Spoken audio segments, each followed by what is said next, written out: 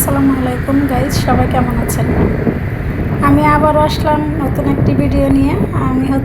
আমরা এখন সবাই মিলে যাচ্ছি মালদ্বীপের হনুমালে বেড়ানোর জন্য। আমরা কিন্তু সবাই স্কুটি নিয়ে যাচ্ছি। আমরা 4 জন যাচ্ছি। আমাদের ফ্যামিলির থেকে আমরা বেড়াতে আসছি 2 জন, আর এখানে ওরা 2 জন ছিল। 4 জনে বেড়াতে যাচ্ছি স্কুটি নিয়ে। এটা হচ্ছে মালদ্বীপ এবং চায়না একত্র হয়ে যে ব্রিজটি তৈরি করেছে, সেই ব্রিজের উপরে দিয়ে আমরা যাচ্ছি হনুমালে শহর দেখতে। মালদ্বীপের যে মালে শহর সেটা কিন্তু বেশি বড় না, কিন্তু হনুমাল আমি শুনেছি, এখনও দেখিনি, অনেক বড় নাকি। যাই হোক, আমরা এই ব্রিজ দিয়ে আস্তে আস্তে ওদিকে ওপারে যাচ্ছি।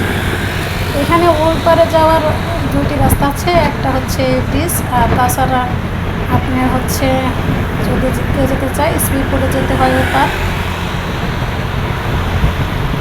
আগে নাকি এখানকার মানুষ স্পিড বোটে যাতায়াত করতো, কিন্তু এখন এখানে ব্রিজ হওয়াতে যাতায়াত ব্যবস্থার সুবিধা হয়ে গেছে। ব্রিজটা কিন্তু অনেক বড়। তো আমি সম্পূর্ণ ব্রিজ আপনাদের দেখানোর চেষ্টা করছি। আমি এখন স্কুটিতে আছি, স্কুটিতে পিছনে বসে আছি।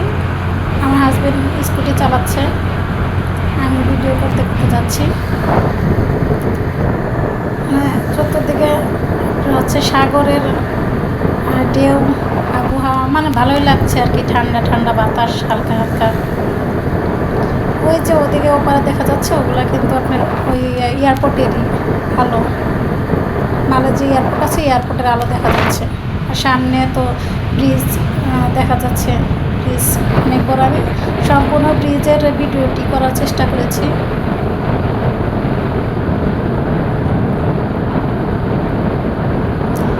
যদিও আমার হাজব্যান্ড এখানে অনেক দিন ধরে থাকে, কিন্তু আমার হাজব্যান্ড ভিডিও করা বা এই কথা বলতে বলতে মোবাইলে দেখা এগুলো কিন্তু সে বেশি পছন্দ করে না, তাই আমার মালদ্বীপ আগে দেখা হয়নি। আমরা কিন্তু সাগরের এই পারে পৌঁছে গেছি, হনুমালের একদম কাছাকাছি।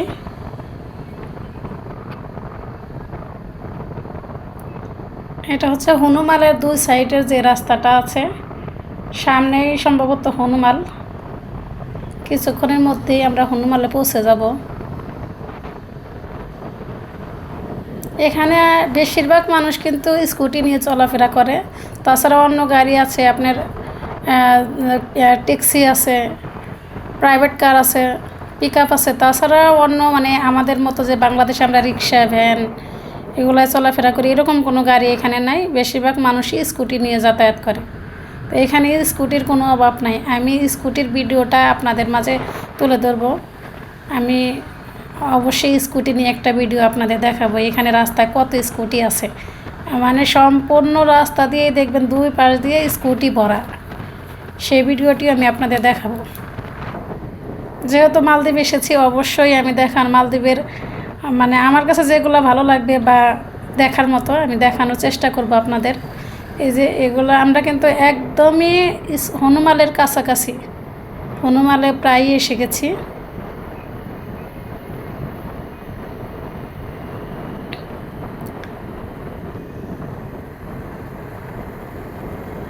রাস্তার 2 পাশে আলো জ্বালানো। আর একটা জিনিস, এইখানে যে রাস্তায় যে বাতিগুলো জ্বলছে, এগুলো কিন্তু কারেন্টে না, এগুলো হচ্ছে আপনার সৌর বিদ্যুৎ দিয়ে এই আলো জ্বালানো হয়েছে। এইগুলো বাতি জ্বালানো হয়েছে সৌর বিদ্যুতে।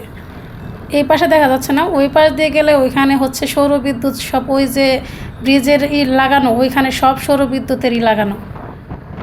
ওই পাশে হচ্ছে আপনার সোলার লাগিয়ে সৌর বিদ্যুতের ব্যবস্থা করা হয়েছে। যেগুলো লাইট, এগুলো সবই সৌর বিদ্যুতের।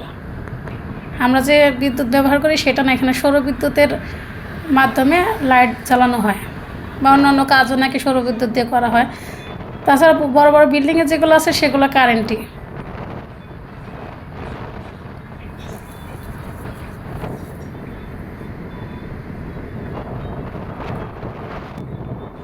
আমরা এখানে আস্তে আস্তে কিন্তু সন্ধ্যা পেরিয়ে গেছে। আমরা রাতেই বের হয়েছি। মালদ্বীপে রাতেই নাকি ঘুরতে ভালো লাগে, আমার হাজব্যান্ড বলছে, সেজন্য আমরা রাতে বের হয়েছি। আগে আমরা ঘুরেছি মালে, মালে ঘুরে তারপরে যাচ্ছি হচ্ছে আমরা হনুমালে, হনুমাল দেখার জন্য। তো আমরা হনুমালের প্রায় একদম কাছাকাছি এসে গেছি, মানে এখনও ব্রিজের এই পারে আছি, হনুমালে আমরা পৌঁছাই নাই। হনুমালে যেতে নাকি আরও কিছুক্ষণ সময় লাগবে।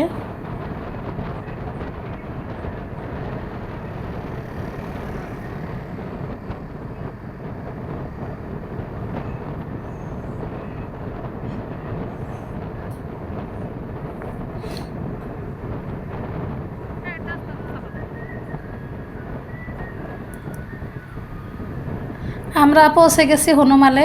এটা হচ্ছে হনুমালের একদম প্রথম যে জায়গা সেখানে।